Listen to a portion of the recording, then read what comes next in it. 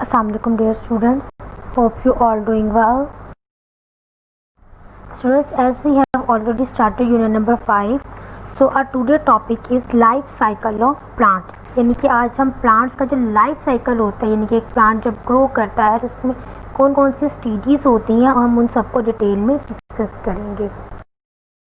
अगर हम students plant के लाइफ साइकिल्स की बात करें तो जो प्लांट का लाइफ साइकिल है वो बिल्कुल जो स्टार्ट होता है बिल्कुल सीड्स के जर्मिनेट करने से स्टार्ट होता है। जैसे यानी कि हम किसी भी प्लांट के सीड को ज़मीन में बो देते हैं तो वहीं से ही उसका जो साइकिल होता है लाइफ का वो स्टार्ट हो जाता है। तो सबसे पहले स्टेप हमारे पास आ जाता है सीड जर्मिनेट, ठीक है। उसके बाद जैसे ही आप सीड को ज़मीन के अंदर बोते हैं तो साथ ही वो ग्रो करना शुरू कर देता है। तो उसी सीड से एक छोटा सा प्लांट ग्रो करता है, ठीक है, जिसको हम कहते हैं प्लांट ग्रो। ये आपके सामने यहाँ पे ये प्लांट ग्रो आपको नज़र आ रहा है। ये पहले हमने सबसे पहले सीड को जर्मिनेट किया, उससे एक प्लांट ग्रो किया, फिर प्लांट आहिस्ता आहिस्ता जो है वो करके थोड़ा थोड़ा ग्रो करता है। फिर एक सर्टन स्टेज पर प्लांट पे एक छोटा सा फ्लावर जो है उसका एक बर्ड जो है वो निकलता है। फिर उसी बर्ड से जो है वो हमारे पास एक न्यू फ्लावर जो है वो ग्रो करता है। फिर आहिस्ता आहिस्ता जब यहाँ पर ग्रो करने को पहुँचता है तो फिर इसी फ्लावर से जो है वो एक फूल या एक मुकम्मल जो है वो सीड्स जो है उसके बनना स्टार्ट होते हैं। फिर नेक्स्ट स्टेप पे उसी के जो सीड्स होते हैं वो वहाँ से रिलीज़ होते हैं, ठीक है, यानी कि वहाँ से वो स्कैटर हो जाते हैं, निकल आते हैं। और जैसे ही सीड्स जो है वो प्लांट से स्कैटर होते हैं तो वहीं से एक न्यू जो है वो लाइफ साइकिल फिर से स्टार्ट होता है। तो ये थे प्लांट के लाइफ साइकिल की कुछ स्टेजेस। एक बार रिपीट कर देती हूँ। सबसे पहले आप सीड जर्मिनेट करते हो, सीड को बोते हो, उससे एक न्यू प्लांट ग्रो करता है। फिर प्लांट जो है वो बिल्कुल ये स्टार्टिंग स्टेज है, इससे आहिस्ता आहिस्ता जब जैसे जैसे प्लांट ग्रो करता है तो वो थोड़ा थोड़ा जो है उसकी लेंथ भी इंक्रीज़ होती चली जाती है, यानी कि प्लांट की हाइट जो है वो इंक्रीज़ होती है। और फिर एक सर्टन स्टेज पर प्लांट के ऊपर एक फ्लावर ग्रो करता है। फ्लावर भी स्टेजेस में जो है वो ग्रो करता है और फिर एक सर्टन स्टेज ऐसी आती है जब उस फ्लावर से जो है वो सीड्स जो है वो प्रोड्यूस होते हैं। फिर जब वो सीड पूरे तरीके से प्रोड्यूस होते हैं तो फिर वो स्कैटर्ड होते हैं। तो स्टूडेंट्स ये था हमारे पास प्लांट्स का लाइफ साइकिल।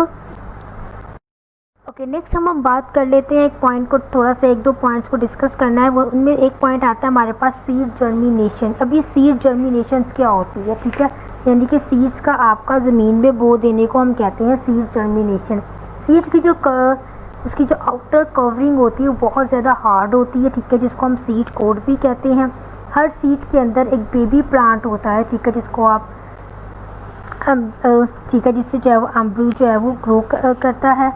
जब आप सीड को ज़मीन के अंदर लगाते हो और उसको इतना पानी मिलता है, सनलाइट मिलती है और प्रॉपर एयर मिलती है तो वो एक न्यू प्लांट में ग्रो करता है। इस पूरे प्रोसेस को हम कहते हैं सीड जर्मिनेशन। जैसे कि ये आपके पास सीड था, ठीक है, ये सीड से जो है एक न्यू प्लांट ग्रो कर रहा है, ठीक है। आपने इसको जैसे ही ज़मीन में लगा दिया, इससे एक न्यू प्लांट ग्रो करता है। आहिस्ता आहिस्ता ये प्लांट जो है वो ग्रो करना स्टार्ट करता है। फिर इससे ये देखिए ऊपर की तरफ जो है वो कुछ लीव्स वगैरह आपको नज़र आ रहे हैं, एंड पे कुछ इस तरह से ये प्लांट की शेप होती है।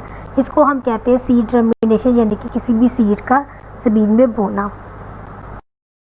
नेक्स्ट है हमारे पास स्टूडेंट सीडलिंग। अब ये सीडलिंग क्या होती है?